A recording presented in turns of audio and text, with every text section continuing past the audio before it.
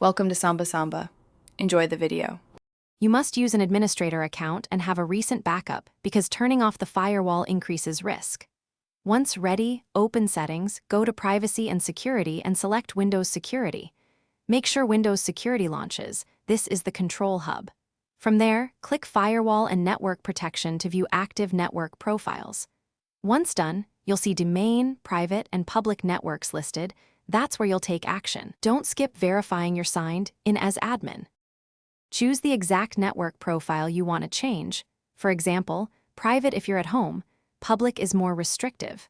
Click that profile and toggle Microsoft Defender Firewall to off. You'll be asked to confirm via user account control sometimes. Approve it because this change requires elevation. Make sure to repeat for each profile you intend to disable. Once toggled, the Windows security pane updates status immediately, indicating the firewall is off for that profile.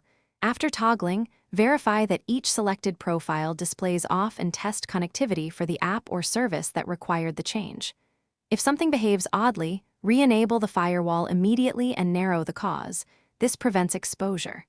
If the toggle won't stick, make sure no group policy or third-party security suite is overriding settings.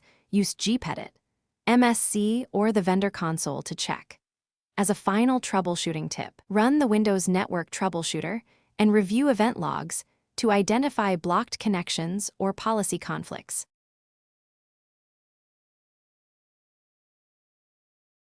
Thanks for watching. Consider subscribing if we helped you.